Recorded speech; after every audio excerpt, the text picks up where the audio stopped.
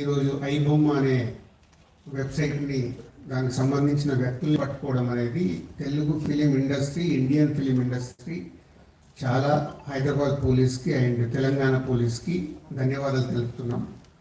Telugu film industry నుంచి Telugu film chamber and Hyderabad police 3 months back మీ అందరికీ తెలుసు, ఒక తెలుగు ఫిలిం ఇండస్ట్రీ నుంచి అడగగానే అప్పుడు సివి ఆనంద్ గారి ఆధ్వర్యంలో ఒక 3 months బ్యాక్ ఒక ప్రెస్ మీట్ చేయడం జరిగింది. అప్పుడు నార్త్ నుంచి ఎక్కడెక్కడి నుంచి ఉన్నదని పట్టుకొని ఒక మెసేజ్ పంపించారు పోలీస్ డిపార్ట్మెంట్, ఇలాంటి ఇల్లీగల్ పనులు చేస్తే మీరు ఎక్కడున్నా పట్టుకుంటాం అన్నప్పుడు ఈ ఐబొమ్మ నుంచి ఇందాక కమిషనర్ గారు చెప్పారు, ఛాలెంజ్ విసిరారు.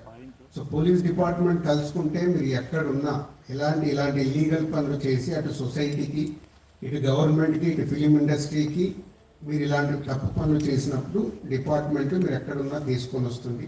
అలాగే Telugu film chamber, Telugu film industry ఈ పైరసీ దాని మీద ఎప్పటి నుంచో మేము పోరాటం చేస్తూనే ఉన్నాము. సో ఇప్పుడు పోలీస్ డిపార్ట్మెంట్, తెలంగాణ గవర్నమెంట్, అలాగే ఇండియన్ గవర్నమెంట్ కూడా, కేంద్ర ప్రభుత్వం కూడా ఇప్పుడు ఈ పైరసీ దాని మీద చట్టాలు తీసుకొచ్చి ఎక్కడ ఇంకా ఫర్దర్గా ఇలాంటివి జరిగినప్పుడు చాలా సివియర్గా ఉంటుంది అని మీ అందరికీ, ఈ పైరసీ చేసే వాళ్ళందరికీ హెచ్చరిస్తున్నాం. అలాగే ఇందాక కమిషనర్ గారు చెప్పారు, ఓన్లీ పైరసీ లాగానే చూడకండి, మీరు ఎవరైతే ప్రేక్షకులు ఫ్రీగా వస్తుంది కదా చూస్తున్నామని అనుకుంటున్నారు, దీని వెనకాల ఒక సినిమా ఇండస్ట్రీ నుంచి ప్రతి సినిమాకి ఎంతో కష్టం ఉంటుంది.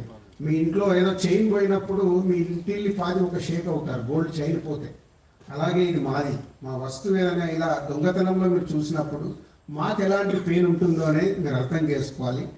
ఇలాంటి ఇల్లీగల్ని మీరు ఎంకరేజ్ చేసినప్పుడు ఏదో ఒక రోజు మీ కుటుంబంలో సభ్యులు ఇలా ఇల్లీగల్ దాంట్లో ఇరుక్కొని మీ కుటుంబం కూడా బాధపడే రోజు తప్పకుండా మీరు చూస్తూనే ఉంటారు.